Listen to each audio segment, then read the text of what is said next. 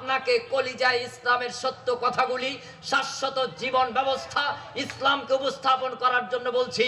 গতানুগতিক ধর্মসভার পরিবর্তন ঘটাতে হবে। ধর্মসভায় কোনো দোকান চলবে না, স্থানীয় দোকান এসার আজান হবে, সব মুদিখানার দোকান বন্ধ হবে, কাপড়ের দোকান বন্ধ করে দিতে হবে। এখানে রাস্তাঘাট ফাঁকা থাকবে, ভলান্টিয়ার্সরা কেবলমাত্র ঘুরবে। এই রাস্তায় পথিক আশপাশের লোকজন যাবে, গাড়ি ঘোড়া চলবে, এটা ইসলামী বিধান। মেলা কেন, কোন ধরনের খাবারের দোকানও বাড়তি ধর্মসভা উপলক্ষে করা যাবে না। পবিত্র কোরআন সূরা হামিম সাজদা আয়াত নাম্বার 26 খুলে দেখুন, আল্লাহ সুবহানাহু ওয়া তাআলা বলছেন, ওয়াকাল আল্লাযীনা কাফারু লা তাসমাউ লিহাদাল কুরআন ওয়ালগাউ ফীহি লাআল্লাকুম তাগলিবুন। আল্লাহর নবী যখন কোরআন পেলেন, কোরআন যখন ইসলাম প্রচার হতে থাকলো মক্কার বুকে, তখন আবু জাহেল বাহিনী, কাফের বেঈমানেরা তখন কর্মসূচি নিল, যেখানে কোরআন তেলাওয়াত হবে, দ্বীন ইসলাম প্রচার করা হবে, সেই জায়গায় বিশৃঙ্খলা ঘটাতে হবে, ক্রয় বিক্রয় বাজার মেলা বসাতে হবে। সেই জায়গায় 4 ধরনের 5 ধরনের কর্মসূচি তারা হাতে নিল। আল্লাহ সুবহানাহু ওয়া তাআলা কোরআনে কোট করে দিলেন, তারা এই অপকৌশল অবলম্বন করলো। আর আমি আল্লাহ সুবহানাহু ওয়া তাআলা তোমাদের জন্য ইরশাদ করে দিলাম, ওয়াইদা কুরিয়াল কোরআন ফাসতামিউ লাহু ওয়া আনসিতু লাআল্লাকুম তুরহামুন। যখনই তোমাদের সামনে কোরআন পড়া হবে, কোরআন বিশ্লেষণ করা হবে, ফাসতামিউ, তখন তোমরা মনোযোগ দিয়ে শুনতে থাকো। ওয়া আনসিতু, বিশৃঙ্খলা করো না, হই হট্টগোল করো না, হাসি তামাশা করো না, ঘোরাফেরা করো না, ইসলামের খেলাফ কোনো কাজে যুক্ত থেকো না। লাআল্লাকুম তুরহামুন, আশা করা যায় তোমরাই রহমত প্রাপ্ত হবে। অতএব আপনি যদি আল্লাহর দয়া চান, আল্লাহর করুণা চান, রাস্তা ত্যাগ করে প্যান্ডেলে আসুন, নচেত বাড়িতে চলে যান। নতুবা আপনি যত সময় ঘুরবেন পাপ আপনার নামা আমলে উঠতেই থাকবে। কিরামান কাতিবিনা ইয়ালামুনা মা তাফআলুন ইন্নাল আবরারা লাফি নাঈম ওয়া ইন্নাল ফুজ্জারা লাফি জাহিম। আল্লাহ সুবহানাহু ওয়া তাআলা বলেছেন, সম্মানিত লেখক দয় তোমার কাঁধে আছে, তারা লিখছে তুমি কি করছো না করছো। অতএব আমি যুবক তোমার জন্যই বলছি, যদি তুমি আল্লাহর দয়া চাও, আল্লাহর করুণা চাও, রাস্তা ত্যাগ করে প্যান্ডেলে এসো, নচেত বাড়িতে চলে যাও। 2 আনা ইনকাম করতে এসে ধর্মসভায় 16 আনা পাপ কামাই করে বাড়িতে যেও না। আমার বোন, আমি আপনাকে লক্ষ্য করেই বলছি, আপনি যদি এখানে বেপরোয়া অবস্থায় রাস্তায় থাকেন, 2 আনা সওয়াব জলসার নামে এসেছেন, 16 আনা পাপ নিয়ে যেন বাড়িতে না যান। এক্ষুনি আপনি বাড়িমুখী ঘরমুখী চলে যান, কোনো অসুবিধা নেই। সম্মানিত উপস্থিতি, গতানুগতিক পরিবর্তন করতেই হবে। এই দায়িত্ব কে পালন করবে? এই দায়িত্ব এলাকার মসজিদের ইমাম খতিব সাহেব তিনি পালন করবেন। আজকে জলসা হয়ে গেল, আগামী জুমাবার থেকে এই সমাজের যুব সম্প্রদায়, এই সমাজের দায়িত্বশীল মসজিদ কমিটি, জলসা কমিটি, মাদ্রাসা কমিটি, তাদের দিল কলিজায় কোরআনের আয়াত দিয়ে, রসুলের হাদিস দিয়ে বোঝাতে হবে। ধর্মসভা হবে, ইসলাম প্রচার হবে, সেখানে কোনো রকম মেলা বসার অনুমতি নেই। যদি সে অন্য কোনো মতাদর্শ গ্রহণ করতে চায়, সূরা হামিম সাজদা আয়াত নাম্বার 26, এই আয়াতটা সে যেন পড়ে দেখে। এরপরও যদি সে অন্য কোনো পথ অবলম্বন করে, তাহলে আল্লাহর গজব তার জন্য অপেক্ষা করছে। সে হাজি, কাজী, মোল্লা, মৌলবী, প্রেসিডেন্ট, রাষ্ট্রপতি যেই হোক না কেন, আল্লাহ সুবহানাহু ওয়া তাআলার গজব থেকে সে নিস্তার পাবে না। এই গজব কোন দিক থেকে আসবে ওটা সেও জানবে না। উপরের থেকেও আসতে পারে, ডান বাম পিছন নিচ থেকেও আসতে পারে, অতএব শাসক দ্বারাও হতে পারে, আবার অন্য কোনো দিক থেকেও হতে পারে। তাই ধর্মসভার পরিবর্তনের জন্য আমি উদাত্ত আহ্বান জানাচ্ছি মসজিদের ইমাম এবং খতিব, তারা যেন জানান, বোঝান সমাজবাসীকে, প্রয়োজনে ধর্মসভা বন্ধ থাকবে, কিন্তু মেলার আয়োজন করা যাবে না। মেলার আয়োজন করা যাবে না। ছেলে মেয়ে, নারী পুরুষ অবাধ বিচরণ, ওটা জেনারি অংশ, ওটা বেবিচারের অংশ। আপনি বাপ, দাড়ি চুল অর্ধেক পেকেছে বা পুরোটা পেকেছে, আপনি প্যান্ডেলে এসে বসেছেন, আমি সম্মান জানাই, কিন্তু সম্মান জানিয়ে করবোটা কি? আপনার যুবতী মেয়েটা রাস্তায় ঘুরছে, ওটাকে পাহারা দেওয়ার দায়িত্ব কি মসজিদ কমিটির সেক্রেটারির? আপনার মেয়ে আপনি পাহারা দেবেন। আপনি মা, আপনি জলসা প্যান্ডেলে এসেছেন, আপনার মেয়েটা, আপনার ছেলেটা রাস্তায় ঘুরছে, ওটাকে পাহারা কে? প্রধান বক্তা দেবে? দায়ে পড়েননি তিনি। ওটাকে আপনি হাত ধরে, মা আপনার মেয়েটাকে নিয়ে চলে আসবেন, আপনার চাদরের তলায় করে আজকে জড়িয়ে নিয়ে আসবেন। মা, চল আমার সাথে কোরআনের দুটো আয়াত শুনে আসি, হাদিসের দুটো ঘটনা শুনে আসি, দিনের কিছু কাজ করে আসি, জ্ঞান বৃদ্ধি করে আসি। আপনি আপনার চাদরের তলায় করে আপনার যুবতী মেয়েটাকে নিয়ে আসবেন, আর আপনি বুড়িমা আপনি এসে ধর্মসভা শুনছেন রাত 12টা পর্যন্ত, আর ওদিকে আপনার যুবতী মেয়েটা পাপাচার করছে, অবাধ বিচরণ করছে, অবাধ যৌনাচারে লিপ্ত হচ্ছে। এর পাপ কে ভাগ নেবে? আপনি পাপ, আপনি মা, আপনাকেই ভাগ নিতে হবে। তাই গতানুগতিক ধর্মসভার এই অবাধ বিচরণের রাস্তা অবশ্যই বন্ধ করতে হবে। মনে রাখবেন, যেদিন ধর্মসভায় মেলা দোকান না থাকলে কেউ যদি না খেয়ে মাথা ঘুরে পড়ে যায়, মারা যায়, সেই দিন আমাকে জানাবেন। প্রয়োজনে ওই দোকানের মাল জিনিস কিনে দেব, টাকা ভিক্ষা করে দোকান বসিয়ে দেব। এরকম কোনোদিন আজ পর্যন্ত খবর পাইনি যে রাত 11টা পর্যন্ত ধর্মসভা হবে, সেখানে খাওয়া দাওয়ার অভাবে একজন মাথা ঘুরে পড়ে গেছে। আর আলহামদুলিল্লাহ আমাদের তো প্রায় প্রত্যেক ধর্মসভার শেষে বা মাঝ পথে আপনার কি বলে টাকার বিনিময়ে হোক আর ফ্রি হোক খাবার ব্যবস্থা আছে। এখানেও আছে নাকি? আছে। কি আছে খাবার? আলহামদুলিল্লাহ। অন্য ভাষায় বললে তাবারক, মাংস খিচুড়ি, খুব স্বাদি জিনিস। সেই সময় যদি আপনারা রাস্তার থেকে নেমে আসেন তাহলে আমানতের খেয়ানত হবে। ইসলাম মানব সভ্যতাকে টিকিয়ে রাখার জন্য মৌলিক 3টি বিষয় দিয়েছেন। মানব সভ্যতা টিকিয়ে রাখার জন্য, মানব সভ্যতা ধ্বংস হয়ে যাবে 3টি জিনিস না থাকলে। এক, আল্লাহ সুবহানাহু ওয়া তাআলা বলেন, ইন্নাল্লাহা ইয়া'মুরুকুম বিল আদলি ওয়াল ইহসান। আমি আল্লাহ তোমাদেরকে আদেশ দিলাম তোমরা ন্যায় পরায়ণ হও। যদি আপনি ন্যায় পরায়ণ থাকেন, মানব সভ্যতা টিকে থাকবে। অন্যায় পরায়ণ বলেই আজকে দুর্নীতিতে দেশ ভরে গেছে, সমাজ ভরে গেছে। আপনি শতভাগ ন্যায় পরায়ণ হন। আল্লাহ আদেশ করেছেন তোমাকে শতভাগ ন্যায় পরায়ণ হওয়ার জন্য। তুমি মাথায় টুপি দিয়ে ফজর, জোহর, আসর, মাগরিব, এশা 5 ওয়াক্ত নামাজ পড়ে জান্নাতের দাবি করো। জান্নাত আল্লাহ দেবেন না। আল্লাহ আপনাকে জান্নাতে ঢুকতেই অনুমতি দেবেন না যদি আপনি নামাজও পড়েন, অপরদিকে যদি অন্যায় পরায়ণ হন। অতএব আপনাকে দিয়ে মানব সভ্যতাকে আল্লাহ টিকিয়ে রাখতে চান, তার জন্য নাম্বার 1 আপনাকে আল্লাহ আদেশ করেছেন, ইন্নাল্লাহা ইয়া'মুরুকুম বিল আদলি ওয়াল ইহসান। তুমি যেন শতভাগ ন্যায় পরায়ণ হও। কিভাবে আপনি ন্যায় পরায়ণ হবেন? মা, আপনি আপনার সন্তানের প্রতি কিভাবে ন্যায় বিচার করবেন? ওই যে আপনাকে ডোমকল বাজার থেকে একটা রুই মাছ কিনে এনে দিয়েছে আপনার স্বামী, আপনার সন্তানের বাবা। মাছটা এবার কাটলেন, কুটলেন, রান্না করবেন। আপনি চিন্তা করলেন, আমাকে তো আল্লাহ 2টি ছেলে মেয়ে দিয়েছে, একটি মেয়ে একটি ছেলে, মাথা তো মাছের একটি, আমি কার প্লেটে মাথা দেই, কার প্লেটে লেজ দেই? অতএব আপনি ইনসাফ করবেন। আল্লাহ ন্যায় পরায়ণতার আদেশ দিয়েছেন। আপনি মা তখন মাছটার মাথার মাঝখানে ফালি করবেন, চেরাই করবেন। এক অংশ আপনার মেয়ের প্লেটে, আরেক অংশ ছেলের প্লেটে দেবেন। এর নাম সমতা, এর নাম ইনসাফ, এর নাম ন্যায় পরায়ণ।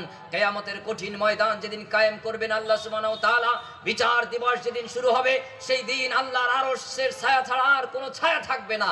ওই দিন আল্লাহ রাব্বুল আলামিন ওই বাপকে, ওই মাকে, ওই শাসককে, ওই নেতাকে, ওই কর্তাকে, যিনি ছিলেন ন্যায় পরায়ণ, ইনসাফকারী, সমতা বন্টনকারী, আল্লাহ বলবেন, এসো, আজকে কোনো ছায়া নেই, আমার আরশের ছায়া ব্যতি রেখে আমি তোমাকে নাম্বার 1 আমার ছায়া তলে জায়গা দিয়ে দিলাম। ইমামুন আদিলুন, ন্যায় পরায়ণ শাসক। আপনি বাড়ির শাসক, আপনাকেও আল্লাহ ওই জায়গায় ছায়া দেবেন। আপনি সমাজের শাসক, আপনিও যদি ন্যায়পরায়ণ হন, আপনাকে ওই জায়গায় আল্লাহ আসন দেবেন। আপনি দেশের শাসক, আপনি যদি ন্যায়পরায়ণ হন, আপনাকে আল্লাহ আরশের ছায়াতলে ছায়া দেবেন। সেই দিন আর কোনো ছায়া অবশিষ্ট থাকবে না আল্লাহর আরশের ছায়া ব্যতি রেখে। অতএব আপনি রাজনৈতিক নেতা, সমাজকর্তা, আপনি মেম্বার, আপনি এমএলএ, আপনি এমপি, আপনি রাষ্ট্রপতি, প্রধানমন্ত্রী, আল্লাহ বলছেন সে যদি ন্যায়পরায়ণ হয়, আমি তাকে আরশের ছায়াতলে ডেকে ডেকে ছায়া দেব। এসো, আজকে সূর্যের উত্তাপ থেকে তোমাকে রক্ষা করবে আমি আল্লাহর আরশ। এই আরশের ছায়াতলে যদি জায়গা চান মা, যদি জায়গা চান বাপজি, আপনি আপনার ছেলে মেয়ের মধ্যে সমতা বন্টন করুন, আপনি ইনসাফ করুন, সমাজের প্রতি আপনি ন্যায় বিচার কায়েম করুন। কোন রকম অন্যায়, অপরাধ, অন্যায় পরায়ণতা আপনি অবলম্বন করবেন না। এরপর আপনি সালাত, সিয়াম, হজ, যাকাত কম বেশি কিছুটা করেন। আল্লাহ বলবেন, বান্দা, আমি হলাম রহিম, আমি হলাম রহমান, আমি হলাম গফুর, আমি হলাম গফফার। যারে বান্দা যা, তোর জীবনের কিছু অল্প আমল আমি পেয়েছি, কিন্তু তুই ন্যায় পরায়ণ, তার জন্য জান্নাতের সব দরজা তোর জন্য খোলা। যে জান্নাত দরজা দিয়ে খুশি সেই দরজা দিয়ে প্রবেশ কর। ন্যায় পরায়ণ এটা নামাজের থেকেও দামি, এটা রোজার থেকেও দামি, এটা হজের থেকেও দামি, এটা যাকাতের থেকেও দামি। ইসলামের যত বিধান আছে সব থেকে দামি বিধান মানব সভ্যতাকে টিকিয়ে রাখার জন্য আল্লাহ প্রদত্ত, সেটাই হলো ন্যায় পরায়ণ। বাপ, আপনি কখনো কি ছেলেকে ডেকে বলেছেন, বাবা আয় আয় আয়, আমার কোলে আয়, কাছে আয়, বুকে জড়িয়ে একদিনই কি বলেছেন, বাপ খবরদার জীবনে আর যাই করিস অন্যায় পরায়ণ হবি না, অবিচার করবি না, অন্যায় জুলুম অত্যাচার কারোর প্রতি করবি না। আরে তোর ছোট বোন আছে, তাকে কখনো একটু নখ দিয়ে চিমটিও কাটবি না, ওটা জুলুম, ওটা অন্যাচার, অবিচার, এটা অত্যাচার। কোনোদিন তো এটা বলা হয়নি। কিন্তু আমরা আমার ছেলেকে এমএসসি ডিগ্রি দিতে চাই, বিএসসি ডিগ্রি দিতে চাই, আরো অনেক ডিগ্রি দিতে চাই। আচ্ছা, এই ছেলেটা এত বড় ডিগ্রি লাভ করে আপনার 60 বছর বয়সে আপনাকে যদি বৃদ্ধাশ্রমে পাঠিয়ে দেয়, তাহলে আপনি পেলেন কি? ফিডব্যাক কি পেলেন? আপনি জিরো। আপনি ছেলেটাকে এমবিবিএস ডাক্তার বানালেন, ব্যারিস্টার বানালেন, আপনি উচ্চপদস্থ কর্মকর্তা বানালেন, কিন্তু 80 বছর বয়স, আপনার কোমরের হাড় এখন আর ঠিক মতন কাজ করে না, ক্যালসিয়াম শুকিয়ে গেছে, চোখের দৃষ্টি ক্ষীণ হয়ে গেছে, ভালো কথা বলতে পারেন না, বুদ্ধি শুদ্ধি কমে গেছে, শিশু বাচ্চার মতন ব্যবহার করেন। তখন আপনার ওই ব্যারিস্টার ছেলেটা আপনাকে গ্রামের বাড়িতে ফেলে রেখে উনি কলকাতা নিউ টাউনে 5 তলার উপরে ফ্ল্যাট ভাড়া করে সেখানে আরাম আয়েশে কাটায়। আপনি বাপ, 80 বছর বয়সে আপনার এই অবস্থা যদি হয়, এখন চিন্তা করে দেখেন তো এই ছেলের পিছনে ঘাম ছড়িয়ে আপনার লাভটা কি হলো? আমি আপনাকে 1 ঘন্টায় আজকে বোঝাতে চাই, 80 বছর কেন 800 বছর যদি পৃথিবীতে বাঁচেন, আপনার ছেলেটাকে যদি আপনি ন্যায় পরায়ণ করে দিতে পারেন, কোরআন বলছে এই বাপ কখনো বৃদ্ধাশ্রমে যাবে না, এই মা কখনো অবহেলিতা হবে না, এই মা কখনো অসম্মানিত হবে না, এই বাপ কখনো অসম্মানিত হবে না, এটা কোরআন গ্যারান্টি দিয়েছে। অতএব আল্লাহ সুবহানাহু ওয়া তাআলা মানব সভ্যতার উন্নতির জন্য বলছেন, ইন্নাল্লাহা ইয়া'মুরুকুম বিল আদলি ওয়াল ইহসান, তুমি যাই করো না কেন শতভাগ ন্যায় পরায়ণ হও। নাম্বার 2, মানব সভ্যতাকে টিকিয়ে রাখার জন্য মানুষকে সৎ এবং সত্যবাদী হতে হবে। আপনি বাপ, আপনি মা, ছেলেকে কবে বললেন, বাবা আর যাই করিস মিথ্যা কথা বলবি না, আর যাই করিস সত্য কথা বলবি, ফাঁসির দড়ি সামনে ঝুলছে এরপরেও মিথ্যা কথা বলবি না, এ কথা বাপ হিসেবে বলা দরকার ছিল, মা হিসেবে বলা দরকার ছিল। এই সন্তানই তো বৃদ্ধ বয়সে আপনাকে কাঁধে করে নিয়ে বাইতুল্লাহ তওয়াফ করার বৈশিষ্ট্যপূর্ণ হতো, কিন্তু আমি আপনি বাপ হিসেবে মা হিসেবে সেটা পারিনি।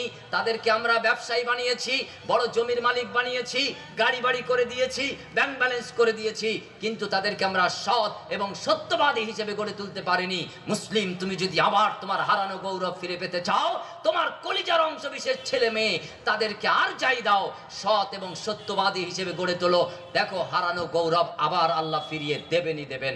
নাম্বার 3, আল্লাহ সুবহানাহু ওয়া তাআলা বলেন, ইন্নাল্লাহা ইয়া'মুরু আন তুআদ্দুল আমানাতি ইলা আহলিহা, মানব সভ্যতাকে টিকিয়ে রাখার জন্য এটা আল্লাহর দেওয়া কারিকুলাম। তোমাকে আদেশ দেওয়া হয়েছে, যার যতটুকু তোমার কাছে জমা আছে আমানত রক্ষা করে প্রাপককে ফেরত দাও, শতভাগ আমানতদার হন। আমি 1 ঘন্টা হিসেবে এখানে বসেছি, এই 1 ঘন্টা এতগুলি জনগণ, নারী পুরুষ প্রত্যেকেই আল্লাহর পক্ষ থেকে আমার কাছে আমানত। আমি যদি আপনার ভুল পথগুলি উল্লেখ করে সঠিক পথ দিশা দিতে পারি, কোরআন ও হাদিসের আলোকে আমি আমানত রক্ষা করতে পারলাম, এর জন্য দুনিয়াতেও আল্লাহ পুরস্কার দেবেন, আখিরাতেও প্রতিদান দেবেন, এটা আল্লাহ ওয়াদা করেছেন। আর 1 ঘন্টায় যদি আমি আগডুম বাগডুম ঘোড়াডুম সাজে গল্প বলে যাই, আমি খেয়ানতকারী, এর জন্য দুনিয়াতে হ্যায় প্রতিপন্ন হতে হবে, আখিরাতেও জাহান্নামের শাস্তি ভোগ করতে হবে। অতএব 3টি মৌলিক বিষয় দিয়ে আল্লাহ আমাদেরকে বেঁধে রেখেছেন, এই প্রতিষ্ঠা করে রেখেছেন, মানব সভ্যতার টিকিয়ে রাখার বিধান দিয়েছেন, সেটি হলো ইন্নাল্লাহা ইয়া'মুরু আন তুআদ্দুল আমানাতি ইলা আহলিহা, শতভাগ আমানতদার হতে হবে। বাপ মা সন্তান, এটা আল্লাহর পক্ষ থেকে দেওয়া আমানত। এই সন্তানের প্রতি আপনি কিভাবে আমানতদারিতা অবলম্বন করবেন? সন্তান ভূমিষ্ঠ হলো, তার একটা ভালো নাম রাখবেন, আব্দুল্লাহ, আব্দুর রহমান, আব্দুল করিম, আব্দুস সত্তার। নাম মা বাপ ভালো রাখলো, কিন্তু দুর্ভাগ্য পরের দিন থেকে আব্দুর রহমান নাম আর থাকবে না, নাম হয়ে যাবে রহমান। আব্দুর রহিম এ নাম আর থাকবে না, নাম হয়ে যাবে শুধু রহিম। আরে রহিম তো আল্লাহর নাম, রহমান তো আল্লাহর নাম, গুণ বৈশিষ্ট্যপূর্ণ আল্লাহর নাম। কিন্তু আপনার যে সন্তান, আপনার যে ভাতিজা ভাতিজি, আপনার যে আত্মীয় স্বজন, তার নাম হলো রহমানের গোলাম আব্দুল। এই আব্দুল্লাহ টুকু আপনি সেটা বাদ দিয়ে কেন বিকৃত করছেন? মনে রাখবেন, নাম বিকৃতকারীদের জন্য শাস্তি নির্দিষ্ট রয়েছে। সন্তানের প্রতি মা বাপ ভালো একটি নাম রাখবে। নানা নাম চয়েস করতে পারে, নানি নাম চয়েস করতে পারে, দাদু নাম চয়েস করতে পারে, দাদিমা নাম চয়েস করতে পারে, সমাজের আত্মীয় স্বজন গণ্যমান্য ব্যক্তি নাম চয়েস করে দিতে পারে। অর্থবহ নাম আপনি রাখেন, সালাফদের নামের সাথে মিলিয়ে রাখেন, আশা করা যায় আপনার সন্তান ভালো হবে। তবে নামেই আপনার সন্তানকে জান্নাত পাইয়ে দেবে না, তার আমল কর্ম অবশ্যই দরকার। অতএব আপনি মা এবং বাপ প্রথম সন্তানের প্রতি আমানত রক্ষা করবেন ভালো নাম রেখে। দুই, ওই সন্তান যখন সপ্তম দিনে উপনীত হবে, ছেলে হলে 2টি ছাগল, মেয়ে হলে 1টি ছাগল দ্বারা আকিকা সম্পন্ন করবেন। বাপ মা সন্তান আমানত হিসেবে আল্লাহ দিয়েছে, আপনি আমানত রক্ষা করুন। এই সন্তান যখন 5, 6, 7, 8, 10 বছর বুঝতে শেখে, তখন আপনি তাকে আল্লাহর পরিচয় পরিচিতি তাওহীদ শিক্ষা দেবেন। তাওহীদ কি? আল্লাহ সুবহানাহু ওয়া তাআলা বলেন, কুল, বলো, হুয়াল্লাহু আহাদ, আল্লাহ এক, তিনি অদ্বিতীয়। আল্লাহুস সামাদ, তার চিরঞ্জীব, তিনি চিরঞ্জীব অমুখাপেক্ষী। লাম ইয়ালিদ ওয়া লাম ইউলাদ, তিনি কারোর থেকে জন্ম নেননি, কাউকে তিনি জন্ম দেননি। ওয়ালাম ইয়াকুল্লাহু কুফুয়ান আহাদ, তার সমতুল্য সমকক্ষ কেউ বা কিচ্ছু নেই। এ হলো তাওহীদ, এ হলো আল্লাহর একত্ববাদ, এ হলো আল্লাহ লা শরীক। এই আল্লাহর পরিচয় আপনি আপনার সন্তানের মস্তিষ্কে, মগজে, কলিজার মধ্যে পুশ করবেন। মা এবং বাপ, এটা আল্লাহর পক্ষ থেকে সন্তানকে আমানত হিসেবে দেওয়া হয়েছে। কিভাবে আপনি তাকে শেখাবেন? মাদ্রাসায় ভর্তি করবেন, সেটা তো 8 বছর থেকে, 9 বছর থেকে, 10 বছর থেকে। কিন্তু তার আগে ইসলাম যে বিধান দিয়েছে, আপনার বাড়ির পাশের মসজিদ, ওয়াক্তিয়া মসজিদ, জুমা মসজিদ, ছোট মসজিদ, বড় মসজিদ, সমস্ত মসজিদগুলি এটা হবে শক্তিশালী মসজিদ, মসজিদ কমপ্লেক্স। এটা শুধু 5 ওয়াক্ত নামাজের জন্য যথেষ্ট নয়। এই মসজিদে ফজর, জোহর, আসর, মাগরিব, এশা, জুমা জামাত হবে, অবশ্যই সেখানে পাবন্দি হব।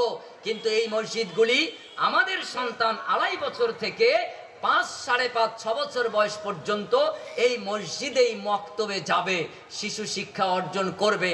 এখানে 3টি সাবজেক্ট সে জানবে, পাবে, অর্জন করবে। নাম্বার 1, এখানে সে শিখবে অক্ষর জ্ঞান, আলিফ, বা, তা, সা ইত্যাদি, অ, আ, ক, খ ইত্যাদি, এ, বি, সি, ডি ইত্যাদি। আরো যদি কোনো ভাষা দরকার হয়, আপনাকে ইসলাম অনুমোদন দিয়েছে। এই 2.5 বছর থেকে আমার ছেলে, আমার মেয়ে, আমাদের সোনামণি, আমাদের কলিজার অংশ বিশেষ, এরা কোথায় অক্ষর জ্ঞান পাবে? এরা পাবে মসজিদে, মসজিদের বারান্দায় ফজরের নামাজের পরে ইমাম, মুয়াজ্জিন অথবা আরো শিক্ষক মণ্ডলী থাকবেন, তারা এখানে 1 ঘন্টা কমপক্ষে পড়াবেন। বাধ্যতামূলকভাবে সব মসজিদগুলিতে মক্তব চালু করতে হবে। ধর্মসভার কোনো প্রয়োজনীয়তা নেই। এই ধর্মসভা দিয়ে আমার মতন বক্তার লাভ হয়, এই ডেকোরেটর ব্যবসায়ীর লাভ হয়। আমাকে ধনী বানিয়ে আপনার লাভটা কি? আপনার ছেলেকে আপনি মক্তবে পাঠান, কোলে করে মা আপনি মক্তবে দিয়ে আসবেন, মসজিদে বারান্দায় দিয়ে আসবেন। ইমাম সাহেবের বেতন 2000 বাড়িয়ে দেবেন, 1500 বাড়িয়ে দেবেন। ওই ইমাম সাহেব পড়াবে, মুয়াজ্জিনকে উপযুক্ত যোগ্য মুয়াজ্জিন নিয়োগ দেবেন, উনিও পড়াবেন। এখানে অক্ষর জ্ঞান দেওয়া হবে। আমাদের সোনামণি, আমাদের কলিজার অংশবিশেষ ছেলেমেয়েরা আমাদের জুমা মসজিদে, ওয়াক্তিয়া মসজিদে 2.5 বছর থেকে 5, 5.5 বছর পর্যন্ত এখানেই অক্ষর জ্ঞান নেবে। আল্লাহ বলছে না, আল্লামাহুল বায়ান, আমি তোমাদেরকে ভাষা জ্ঞান দিয়েছি। আপনার যদি হিন্দি দরকার হয়, ওটাও আল্লাহর ভাষা। সংস্কৃত দরকার হয়, ওটাও আল্লাহর ভাষা। আরবি দরকার হয়, ওটাও আল্লাহর ভাষা। বেঙ্গলি দরকার, ওটাও আল্লাহর ভাষা। আল্লাহরই সব ভাষা। অতএব যে ভাষা আপনার জীবনের প্রয়োজনের জন্য দরকার, সে ভাষা আপনি শিখবেন। আরে আপনি 400 ভাষায় পারদর্শী হন না, অসুবিধাটা কোথায়? আপনি যার পূর্বপুরুষ, যার উত্তরাধিকার, সে তো আমার দেশের ডক্টর মোহাম্মদ শহীদুল্লাহ 21টা ভাষায় পারদর্শী ছিলেন।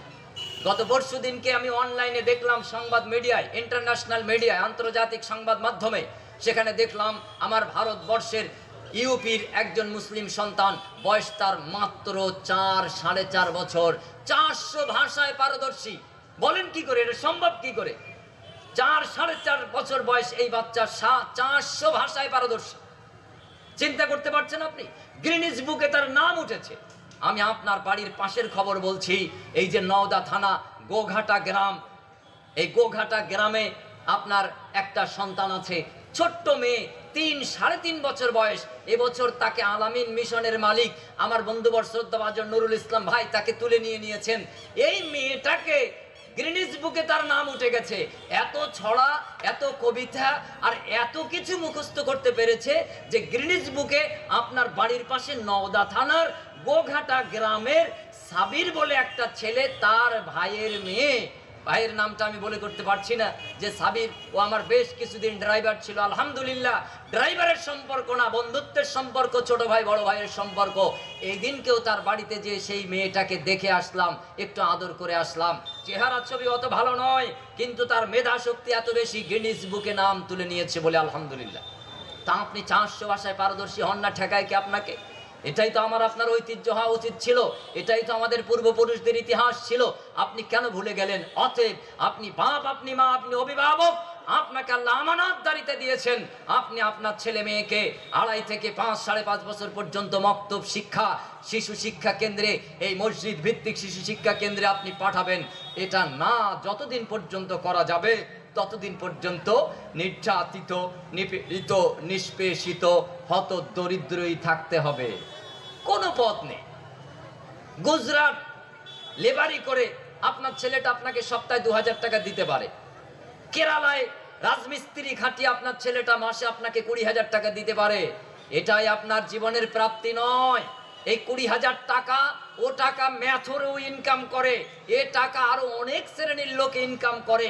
আরে টাকাই যদি সব হতো, আরশের মালিক তো মুসলমান, তোদেরকে টাকার খনি দিয়ে দিয়েছেন। তেলের খনির মালিক মুসলমান তোমরা, সোনার খনির মালিক মুসলমান তোমরা, ফলের খনির মালিক মুসলমান তোমরা। তোমার টাকার কিসে অভাব? তুমি কেন শিশু শ্রম শুরু করলে তোমার ছেলেটাকে দিয়ে, মেয়েটাকে দিয়ে? আমি ধিক্কার জানাই তোমার এই আদর্শকে। পরিবর্তন করো। আগামীকাল, আজকে রাত্রে জলসা শেষে ফোন করে ছেলেটাকে বোম্বাই থেকে বাড়িতে ফেরত আনুন, কেরালা থেকে ডেকে আনুন, গুজরাট থেকে ফেরত আনুন। ওকে আবার ভোকেশনাল স্কুলে ভর্তি করুন, ওকে হাই স্কুলে ভর্তি করুন। ও কলেজে পড়ছিল, ওকে আবার সেই জায়গা থেকে শুরু করুন। ও ইউনিভার্সিটিতে পড়ছিল, ওকে আবার ধরিয়ে দেন সেই শিক্ষা। ওর হাতে একটা MBBS ডিগ্রি দিয়ে দেন, একটা BSc দিয়ে দেন, একটা MBBS দিয়ে দেন, একটা ব্যারিস্টারি ডিগ্রি দিয়ে দেন, একটা অ্যাডভোকেট ডিগ্রি দিয়ে দেন।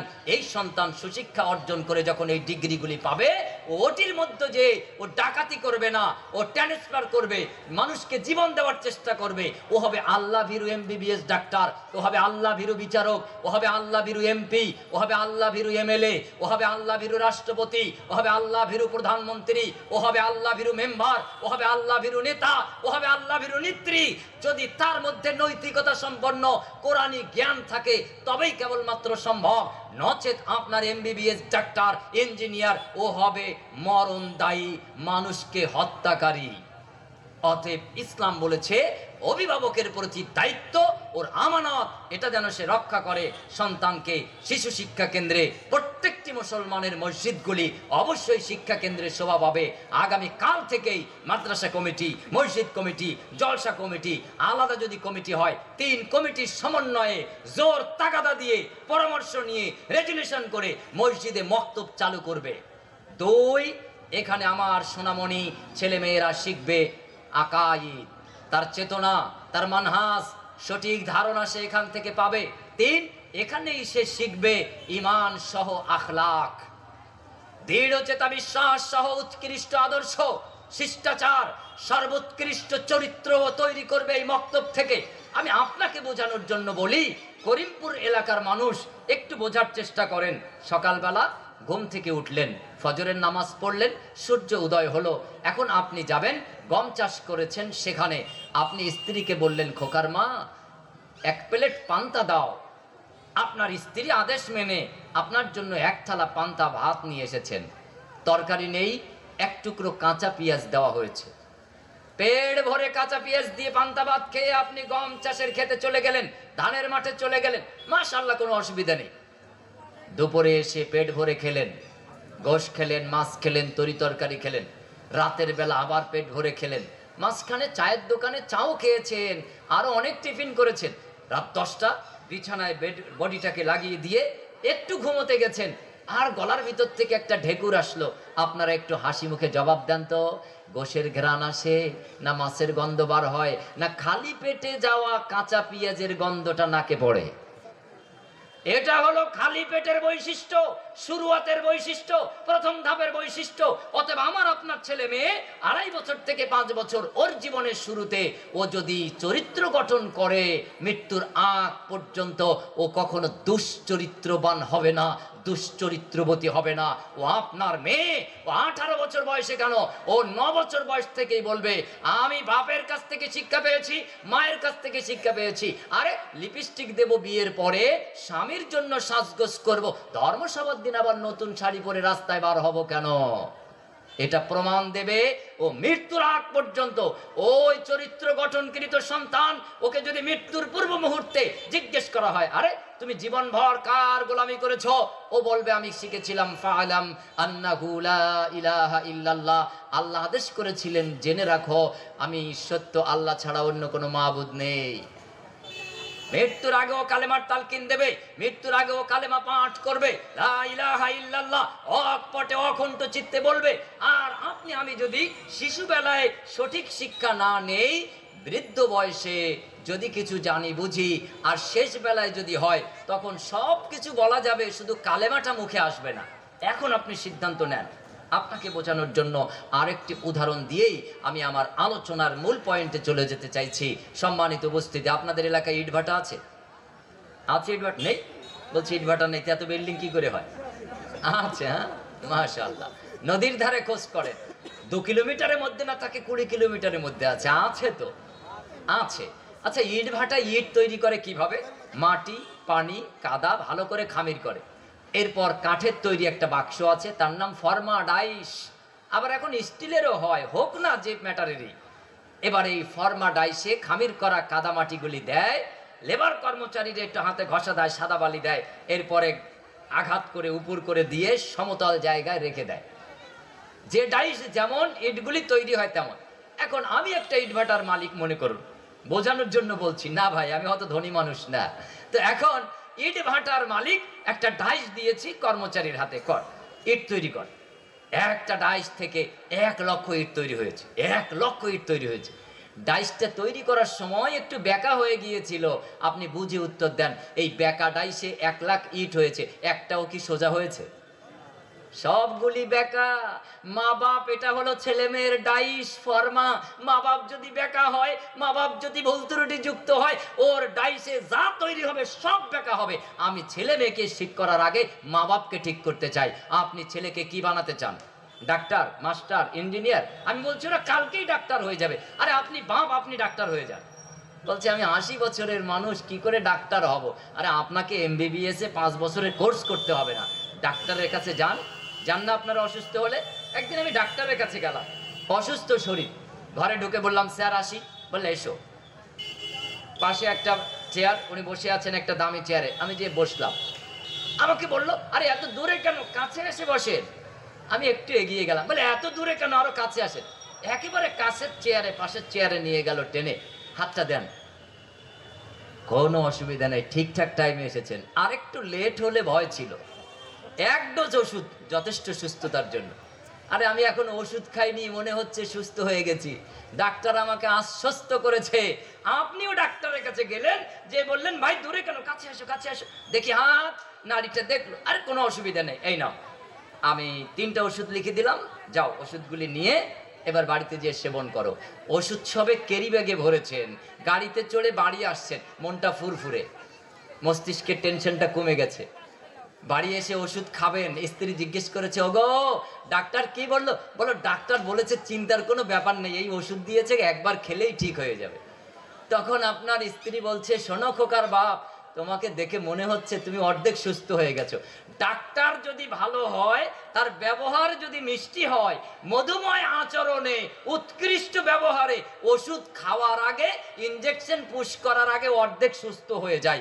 আপনি বাপ, আপনি মা, ছেলে মেয়েকে যদি ভালো বানাতে যান, আপনি ডাক্তারের মতন উৎকৃষ্ট আদর্শ তৈরি করুন, ওদের উপর ব্যবহার নীতিমালা আদর্শ প্রয়োগ করুন। দেখেন আপনার ছেলে আল্লাহভীরু ডাক্তার হবেই হবে, আপনার ছেলে আল্লাহভীরু মাস্টার হবেই হবে, আপনার ছেলে আল্লাহভীরু নেতা নেত্রী হবেই হবে। আপনি খারাপ তাই যে আপনার ছেলে মেয়েটা খারাপ। দোষটা ছেলে মেয়ের যতটা, তার থেকে বেশি যে মা এবং বাপে। মাদ্রাসায় ছেলেটা পড়ে, আজকে বাপ এসেছে অভিভাবক, তো মাদ্রাসার রুমের মধ্যে বসে গালগপ্প করছে। আমি কি করে আপনার 10 বছরের ছেলেটাকে দোষারোপ করি? আপনি যে 60 বছরের বাপ, আপনিই শুধরাতে পারেননি, ডাইস ব্যাকা করে ফেলেছেন। আপনার ডাইসে ব্যাকা ছেড়ে ছাড়া কি হবে? অতএব আপনি আপনার দায়িত্ব পালন করুন, আমানত রক্ষা করুন। মক্তব, শিশু শিক্ষা কেন্দ্র, সব মসজিদ এটা চালাতে হবে। শক্তিশালী মসজিদ কাকে বলে দেখেন, শক্তিশালী মসজিদ কাকে বলে? সূরা তাওবা আয়াত নাম্বার 18, ইন্নামা আয়াতটার মনে আছে, ইন্নামা ইয়ামুরু মাসাজিদাল্লাহি মান আমানা বিল্লাহি ওয়াল ইয়াউমিল আখির ওয়া আকামাস সালাহ ওয়া আতাজ যাকাহ ওয়া লাম ইয়াখশা ইল্লাল্লাহ। আল্লাহ সুবহানাহু ওয়া তাআলা বলছেন, ইন্নামা ইয়ামুরু মাসাজিদাল্লাহি মান আমানা বিল্লাহ, নিশ্চয়ই আমার মসজিদ আবাদ করবে, পরিচালনা করবে তারা যারা দৃঢ়চেতা আমি আল্লাহকে বিশ্বাস করে, আখিরাতকে বিশ্বাস করে, 5 ওয়াক্ত সালাত আদায় করে, যাকাত প্রদান করে, ওয়ালাম ইয়াখশা ইল্লাল্লাহ, আমি আল্লাহকে ছাড়া আর কাউকে ভয় করে না।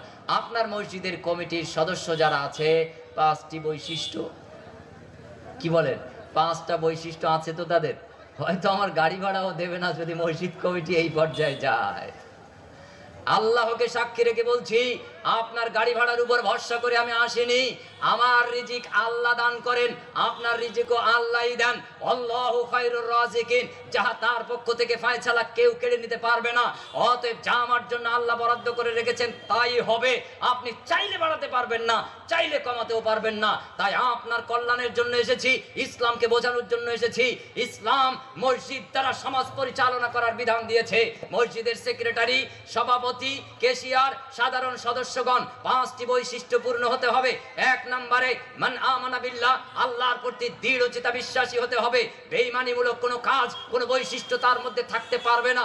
যদি থাকে, সে যত বড় প্রভাব প্রতিপত্তিশালী হোক, তাকে ওই জায়গা থেকে সরিয়ে একজন আমানতদার, একজন ইমানদার মানুষকে ওই জায়গায় বসাতে হবে। আমি জানি না মসজিদ কমিটির কোন সদস্যকে, আমি কারোর পক্ষে বিপক্ষে বলছি না, আমি কোরআন বলছি। সূরা তাওবা 18 নম্বর আয়াত, আল্লাহ সুবহানাহু ওয়া তাআলা বলছেন, এই মসজিদ কমিটির শক্তি দিয়ে এই সমাজকে পরিশুদ্ধতা দিতে হবে, এই সমাজ সংস্কার করতে হবে, এই সমাজের যুবক যুবতীদের পথ হারা রাস্তাগুলি ফিরিয়ে এনে সুপথ প্রদর্শন করতে হবে। এই কথা আমি প্রধান বক্তা, আজকে যতটুকু আপনাকে শুনিয়ে বুঝিয়ে পারবো সেই ক্ষমতা আমার নেই। কিন্তু মসজিদ কমিটির সভাপতি, তিনি আইন জারি করে, আদেশ জারি করে, সেক্রেটারি তার শক্তি দিয়ে, কেশিয়ার তার শক্তি দিয়ে, অথবা তার বোর্ড দিয়ে শক্তি দিয়ে এই সমাজ থেকে মদ দূর করা সম্ভব, জুয়া দূর করা সম্ভব, এই মদ থেকে সুদ দূর করা সম্ভব, এই সমাজ থেকে বেপর্দা দূর করা সম্ভব, এই সমাজ থেকে সব দুর্নীতি দূর করা সম্ভব। যদি তার কাছে ঈমান থাকে, তাহলে সে মসজিদ পরিচালনার দায়িত্ব পাবে। 2 নম্বর ওয়াল আখিরা, আখিরাতের প্রতি বিশ্বাস রাখতে হবে, দৃঢ়চেতা। একজন মসজিদ কমিটির সদস্য যে কাজটাই করবে সেটা হবে আখিরাতমুখী। অর্থাৎ একটা কাজ করলাম, দুনিয়াতেও প্রতিদান পাবো, আখিরাতেও আল্লাহ আমাকে প্রতিদান দেবেন। এই মসজিদ কমিটির সদস্য তার কোনো কাজ একমুখী হতে পারবে না, ইহকাল এবং পরকালীনমুখী হতে হবে। অতএব মসজিদ পরিচালনা করবেন তারা যাদের এই 5টি বৈশিষ্ট্য আছে। শক্তিশালী মসজিদ, মসজিদের মেইন গেটে বিশুদ্ধ পানীয় প্রকল্প চালু করতে হবে। কোটোর পয়সা দিয়েই চালু করা যাবে, অথবা মসজিদের উন্নয়নের জন্য কালেকশনের টাকা দিয়ে করা যাবে। ব্যারেলের গায়ে লেখা থাকবে, নিশ্চিন্তপুর জামে মসজিদের পক্ষ থেকে উপহার। এই বিশুদ্ধ পানীয় মুসলিম পান করবে, খ্রিস্টান পান করবে, হিন্দু পান করবে, জৈন পান করবে, পক্ষীরাও যদি সুযোগ পায় পান করবে, তাতেও সব রয়েছে। কোরআন বলছে, হাদিস বলছে। এই মসজিদ শক্তিশালী মসজিদ হবে। এই মসজিদে আল্লাহ সুবহানাহু ওয়া তাআলা, এই মসজিদ আল্লাহ সুবহানাহু ওয়া তাআলা সমাজ সংস্কারের জন্য প্রথম গৃহ হিসেবে আদেশ দিয়েছেন, ব্যবস্থাপনা দিয়েছেন। অতএব ওই মসজিদে অ্যাম্বুলেন্স রাখতে হবে। এই সমাজের হিন্দু, মুসলিম, খ্রিস্টান, জৈন, আর্য, নারী পুরুষ যেই অসুস্থ হবে মসজিদের ফান্ডিং থেকে অ্যাম্বুলেন্সের খরচ দেওয়া হবে। রাত দিন যখনই প্রয়োজন হবে আমার এলাকার অসুস্থ মানুষ, সে যে ধর্মেরই হোক না কেন, সে মানুষ হিসেবে এই সেবা পাবে। আল্লাহর নবী তাই ব্যবস্থা করেছিলেন। মসজিদের পাশে স্বাস্থ্য কেন্দ্র থাকবে। প্রথম মাসে একদিন প্রেসার, সুগার, ব্লাড এগুলি টেস্টের জন্য মসজিদ ফান্ড থেকে ব্যবস্থা করুন। মসজিদে দারিদ্র বিমোচন প্রকল্প থাকবে। এই সমাজে যেসব শিশু, ছেলে মেয়ে পড়ার টাকার অভাবে পড়তে পারে না, ভালো স্কুল মাদ্রাসায় যেতে পারে না, তাদেরকে এখান থেকে ফান্ডিং করে তাদেরকে সুপথ দেখাতে হবে, সুশিক্ষার ব্যবস্থা করতে হবে। এই মসজিদ হবে শীত বস্ত্র বিতরণ কেন্দ্র, এই মসজিদ হবে বস্ত্র বিতরণ কেন্দ্র। এই মসজিদ থেকে 5 দফা কর্মসূচি মানবাধিকার বিতরিত হবে। আল্লাহ সুবহানাহু ওয়া তাআলা 1444 বছর আগে ইরশাদ করেছেন, মসজিদের কমিটির দ্বারা ঘোষিত হবে 1 নাম্বার, তোমরা কোনো অবস্থাতেই মানবাধিকার লঙ্ঘন করতে পারবে না। খাদ্যের অধিকার প্রত্যেককে সমভাবে দিতে হবে, এটা আল্লাহর আদেশ। 2, বস্ত্রের অধিকার, পোশাকের অধিকার নারী পুরুষ, হিন্দু মুসলিম সকলকে দিতে হবে, মসজিদ থেকে আদেশ হবে। 3 নাম্বার, বাসস্থানের অধিকার পৃথিবীর সব মানুষ পাবে, সকলকে দিতে হবে, মসজিদ থেকে ব্যবস্থা হবে। 4 নাম্বার, শিক্ষার অধিকার, এটা সব মানুষকে বাধ্যতামূলকভাবে দিতে হবে। হিন্দু, মুসলিম, খ্রিস্টান, জৈন, আর্য সকলকে শতভাগ শিক্ষিত করে গড়ে তুলতে হবে। এই আল্লাহ আদেশ দিয়ে রেখেছেন 1444 বছর আগে। 5 নাম্বার, স্বাস্থ্যের অধিকার, চিকিৎসার অধিকার সকলকে সমভাবে দিতে হবে। 5টি অধিকার, এর নাম ইসলামী অধিকার, এর নাম জেনেভা কনভেনশনে আজ থেকে কয়েক বছর আগে লিখে বলেছে এটা হলো মানবাধিকার। আর ইসলাম আদম আলাইহিস সালামের উপরে আইন জারি করে বলে দিয়েছেন এটা হলো ইসলামী অধিকার। এটাই যদি হয় মানবাধিকার, তাহলে ইসলাম সর্বাগ্রে বলেছে এই অধিকারগুলো তুমি দিতে অপরকে বাধ্য। তুমি নিজে খেয়ে যেমন আশ্বস্ত হও, প্রশান্তি লাভ করো, অপর যিনি ক্ষুধা অনাহারে আছে সেও কষ্ট পায়, তাকেও তুমি খাইয়ে প্রশান্তি দাও। তুমি পরে যেমন স্বাচ্ছন্দ্যতা লাভ করো, অপরকে পোশাক দিয়ে তুমি তাকে স্বাচ্ছন্দ্যের ব্যবস্থা করো। তুমি ভালো ঘরে থেকে যেমন আরামে ঘুম পাও, তোমার ক্লান্তি দূর করো, অপরকে বাসস্থানের ব্যবস্থা করে অধিকার দাও। তুমি শিক্ষা অর্জন করে যেমন পদাধিকার লাভ করো, সকল মানুষকে শিক্ষা দিয়ে সমাজে সুশৃঙ্খল এবং শান্তি প্রতিষ্ঠা করো। আল্লাহ সুবহানাহু ওয়া তাআলা বলছেন, অতএব যদি তুমি অসুস্থ হও, তুমি যেমন চিকিৎসা নিয়ে সুস্থতা লাভ করতে চাও, পৃথিবীর সব মানুষ অসুস্থ হলে তাকেও চিকিৎসা, স্বাস্থ্যের অধিকার প্রদান করো। এর নাম ইসলামী অধিকার। যদি সেটা হয় মানবাধিকার, এটাই পৃথিবীর সর্বশ্রেষ্ঠ ধর্ম। সম্মানিত উপস্থিতি, শিক্ষার গুরুত্ব, এটা তো একটা শিক্ষা কেন্দ্রের প্রোগ্রাম। আপনাকে কি দিয়ে বোঝালে আপনি বুঝবেন যে শিক্ষাই আলো, শিক্ষাই হেদায়েত, শিক্ষাই উন্নতি, শিক্ষাই মুক্তি, শিক্ষাই ভক্তি। শিক্ষা ছাড়া মার খাওয়া আর কোনো পথ খোলা নেই। শিক্ষা না থাকলে শুধু মার খেতে হবে। দেখেন উদাহরণ, স্কুলে যে ছাত্র পারে না, ওকে স্যার মারে না আদর করে? মারে। শিক্ষা না থাকলে কি হয়? সব জায়গায় যেখানে শিক্ষা নেই সেখানেই আপনার শুধু বারবার হ্যারাসমেন্টের শিকার হতে হবে। আর যেখানে শিক্ষা আছে, আলো। এ উদাহরণ আপনাদের এখানে আগের বারও দিয়েছিলাম। এই যে আলোটা আজকে জ্বালানো হয়েছে, এখানে অন্ধকার, আলো জ্বালানোর কারণে অন্ধকার পালিয়ে গেছে। শিক্ষা হলো আলো, এটা যেখানেই জ্বলবে ওখানেই অন্ধকার দূর হয়ে যাবে। যেখানে শতভাগ শিক্ষিত সেখানে সম্প্রীতি বজায় থাকবে। যেখানে শতভাগ শিক্ষিত জন সেখানে সংহতি, সর্বধর্মের বাসস্থান হবে। সেখানে সর্বধর্মের মানুষ, সব বর্ণের মানুষ, সব চিন্তা চেতনার মানুষ একই বাজারে, একই হাটে, একই গ্রামে, একই এলাকায় বাস করবে। কোনো দ্বন্দ্ব ফাসাদ থাকবে না। আর যেই শিক্ষা কম হবে অমনি সাম্প্রদায়িকতা, অসংহতি, দ্বন্দ্ব ফাসাদ, আত্মকলহ, মারামারি, দাঙ্গা হাঙ্গামা ইত্যাদি। এগুলি কেন হয়? শিক্ষার অভাবে হয়, নিরক্ষরতার কারণে হয়। অতএব আপনি আজ থেকে সংকল্প নিন, আপনি নিজে শতভাগ শিক্ষিত হবেন। বেশি বয়স হয়ে গেছে, ছেলে মেয়েকে শতভাগ শিক্ষিত করে গড়ে তুলবেনই। আল্লাহ যেন আমাদেরকে তৌফিক এনায়েত করেন, আমিন সুম্মা আমিন। নগদ একটা জিনিস আপনাকে একটু দেখাই, কোরআন খণ্ডটা একটু দেখ। এই আসমানের নিচে জমিনের উপরে আমি একটা চ্যালেঞ্জ করছি, এমন একটা কিতাব, গ্রন্থ, বই একটু আমাকে দেখান, এইটা বাদে, কোরআনটা বাদে, আল কোরআন বাদে, এমন একজন মানুষ যে বইটা আমি স্পর্শ করলাম একটু কল্যাণ হবে, যে বইটা আমি খুললাম কল্যাণ আছে, যে বইটা আমি খুললাম, খুলে আমি পড়লাম ইন্নাল্লাযীনা লা ইয়ারজুনা লিকাআনা, আয়াতও পড়িনি, কয়েকটা অক্ষর পড়েছি, এক একটা অক্ষরে 10টা করে নেকি হবে। এমন একটা বই আমাকে একটু নাম বলুন, হিন্দু মুসলিম খ্রিস্টান যে যারা ইয়া থাকেন না কেন, আমি আপনার চ্যালেঞ্জ গ্রহণ করছি, আপনি একবার বলুন একটা বই পৃথিবীতে কোরআন বাদে একটা বই স্পর্শ করলে নেকি হয়, খুললে নেকি হয়, পড়লে অক্ষরে অক্ষরে 10টা করে নেকি পাওয়া যায়। আছে? আছে কেউ বলতে পারেন আপনারা? আপনি বললে আমি এক্ষুনি মেনে নেব। বলতে পারবেন? আচ্ছা দেখেন কেন এটা হয়। কোরআন লাইলাতুল কদরে আল্লাহ নাজিল করলেন।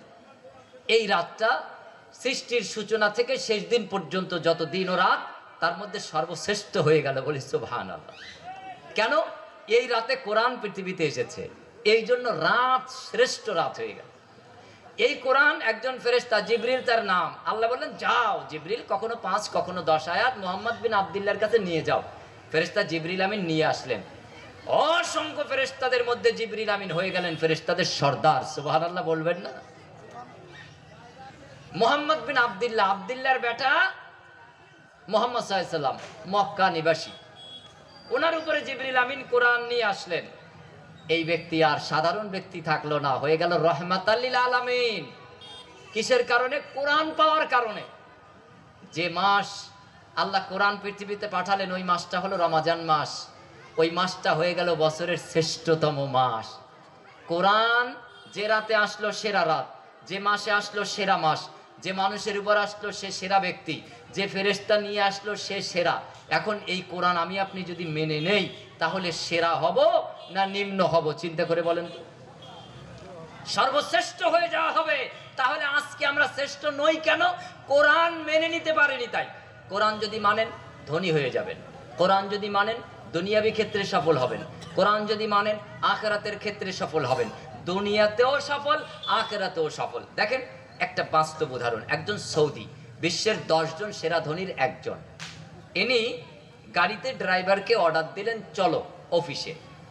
12-15 মিনিট তিনি গাড়িতে বসলেন, গাড়ির বাক্স থেকে খুলে ছোট্ট একখণ্ড কোরআন বার করলেন, পড়তে শুরু করলেন। ড্রাইভার সাহেব গাড়ি চালালেন, ড্রাইভার সাহেব একজন পাকিস্তানি। 12-15 মিনিট যত সময় গাড়ি চললো, পৃথিবীর সেরা 10 জন ধনীর একজন সৌদিয়ান নাগরিক, এই আরাবিয়ান মানুষ, তিনি কোরআন তেলাওয়াতি করতে থাকলেন। গাড়ি থামলো, অফিসে ঢুকলেন। অফিসে ঢুকে চেয়ারে বসেই সামনের ক্যাশ বাক্স থেকে একটা কোরআন খণ্ড বার করলেন। আবার তিনি 5-10 মিনিট তেলাওয়াত করলেন। এরপর তিনি ম্যানেজার, কর্মচারী, বাংলাদেশি, পাকিস্তানি, নেপালি, ভুটানি, শ্রীলঙ্কানি, ইন্ডিয়ান, তাদেরকে ডাকলেন। শয় কর্মচারী, আদেশ নিষেধ দিলেন, উঠে চলে গেলেন। ড্রাইভার চলো বাগান বাড়ি। 350 বিঘা জোয়া, দামি খেজুরের মতন খেজুর বাগান, এরকম 1000 বিঘার উপরে তার খেজুর বাগান আল্লাহ দান করেছে তাকে। এই লোকটা 25 মিনিটের মতন গাড়িতে বসে থাকলো। এবার তিনি আবার বাক্স থেকে কোরআনটা খুলে পড়তেই থাকলেন। পাকিস্তানি ড্রাইভার গাড়ি চালিয়ে বাগানে পৌঁছে গেল। খেজুর গাছের নিচে পরিপাটি দামি চেয়ার বিছানো, তিনি যেয়ে বসলেন। বিভিন্ন দেশের কর্মচারী, লেবার 300-র উপরে, তাদেরকে ডাকার আগে নিজের বুক পকেটে একখণ্ড ছোট্ট কোরআন সেটা বের করলেন। আবার তিনি এখানে 10 মিনিট 15 মিনিট তেলাওয়াত করলেন। লেবার কর্মচারীরা আসলো, তাদেরকে আদেশ নিষেধ দিয়ে তিনি এবার চলে গেলেন। ড্রাইভারকে বললেন জোহরে রক্ত হয়েছে, মসজিদমুখী চলো। ড্রাইভার মসজিদের গেটে যেতেছেন, তখনও তিনি কোরআন পড়ছেন। মসজিদের গেটে থামলেন, মসজিদে ঢুকে গেলেন। তাহিয়াতুল উজু, দখুলুল মসজিদ, 2 রাকাত একত্রে আদায় করে নিলেন। এরপর দেখলেন জামাত শুরু হতে 5-7 মিনিট বাকি আছে। সৌদি মসজিদের দেয়ালের গায়ে কোরআন খণ্ড রাখা আছে। উনি এক খণ্ড কোরআন নামিয়ে বসে পড়লেন বাবু হয়ে। এবার তিনি পড়তে থাকলেন। কে যেন বলল কুমুলিস সালাহ, নামাজের জন্য দাঁড়াও। অমনি তিনি কোরআন খণ্ড দেয়ালের গায়ে ঝুলিয়ে রেখে এমনি ইমামের নির্দেশ মান্যতা দিলেন, তাকবীরে তাহরিমা উলাস শহীদ আদায় করলেন। ইনি হলেন পৃথিবীর সেরা 10 জন ধনীর একজন, যাকে আল্লাহ টাকা দেয় তেলের খনির মেশিনে, পাইপের মাধ্যমে, যাকে আল্লাহ টাকা দেয় সোনার খনি, সোনার মধ্য থেকে লেবাররা তুলে আনে টাকা আর টাকা। এই ব্যক্তির ইন্ডিয়ান, পাকিস্তানি, বাংলাদেশি, নেপালি, শ্রীলঙ্কান, ভুটানি, এই কটা দেশ আরো আছে, মালদ্বীপ, ইন্দোনেশিয়া ইত্যাদি, টোটালে 5000-এর উপরে কর্মচারী লেবার। এই কয় দেশের কথা বলছি।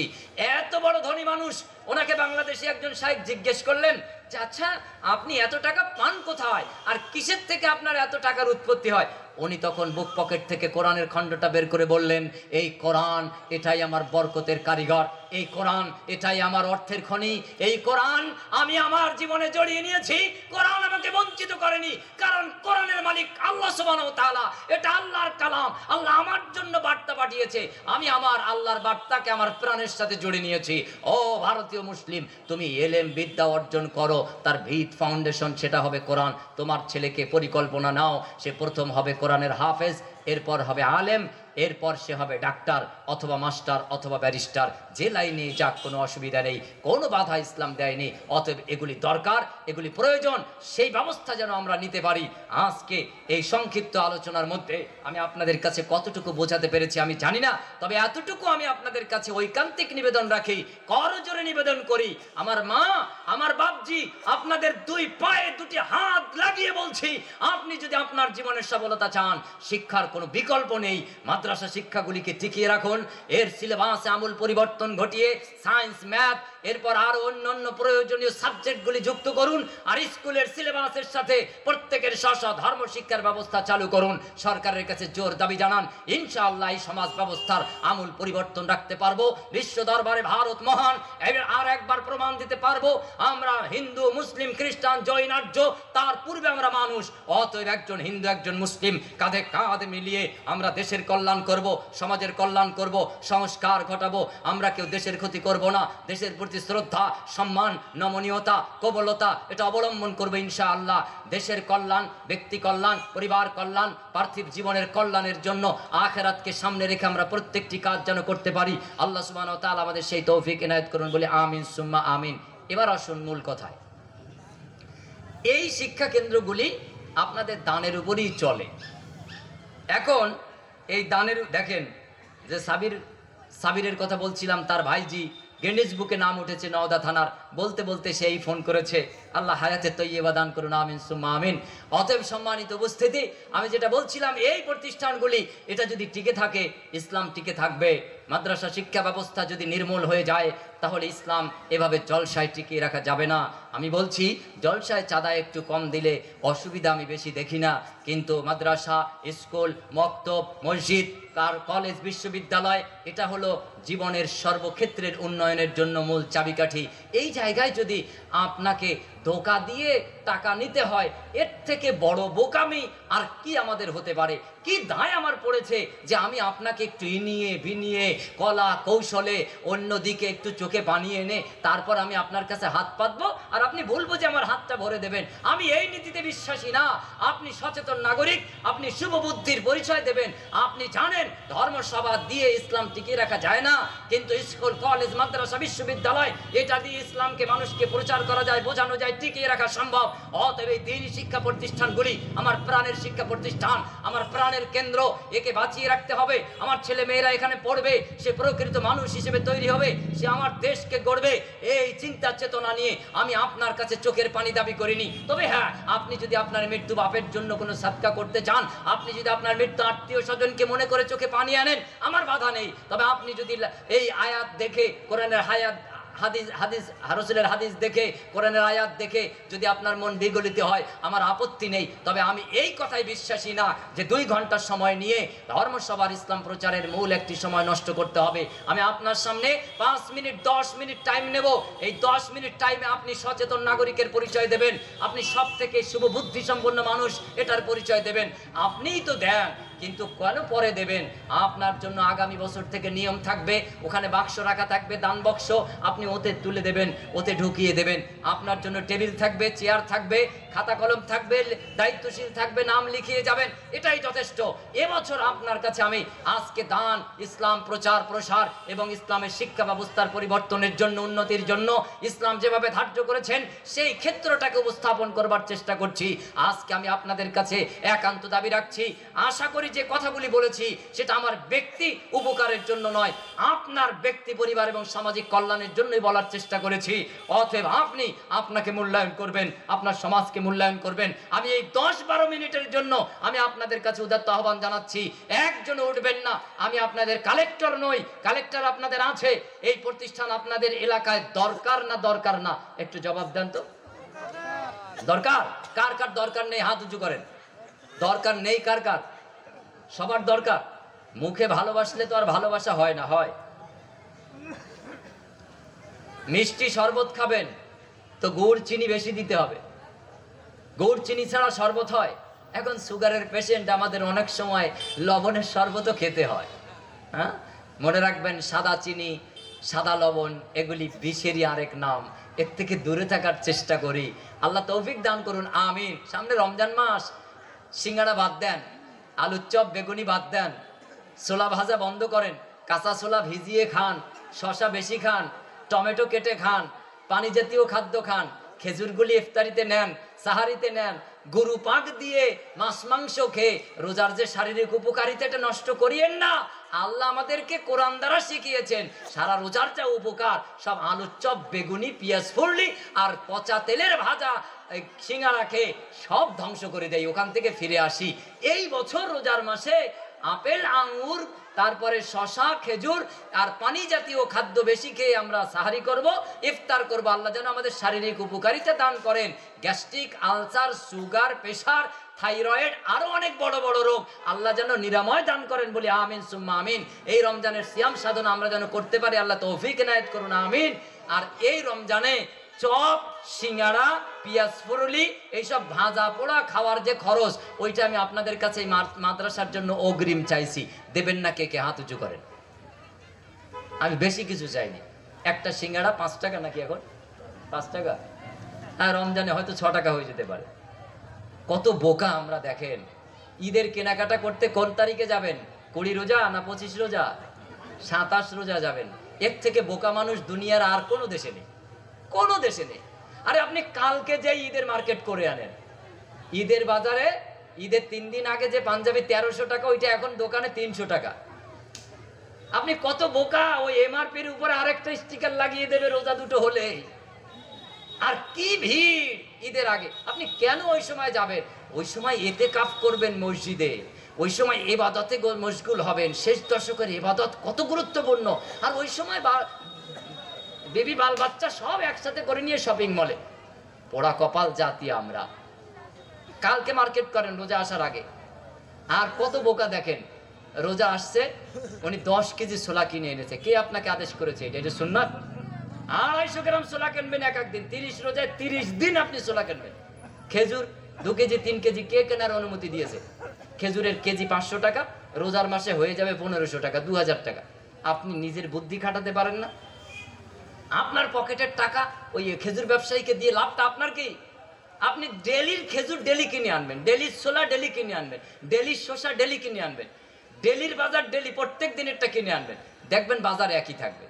আর তা যদি না হয়, শসার বাজার হবে 300 টাকা, কাঁচা লঙ্কা পেঁয়াজ এগুলি অনেক দাম বেড়ে যাবে। আপনি কেন পেঁয়াজ 1 বস্তা কিনতে গেলেন? 1 কেজির বেশি পেঁয়াজ কেউ কিনবেন না। বড় জোর 3 কেজি, তার বেশি কিনবেন। এগুলি কাঁচামাল। আপনি এগুলি করে বাজার হাই করে দিচ্ছেন। এগুলি তো ধর্মসভায় চলে না, কিন্তু এটাই আমাদের দরকার।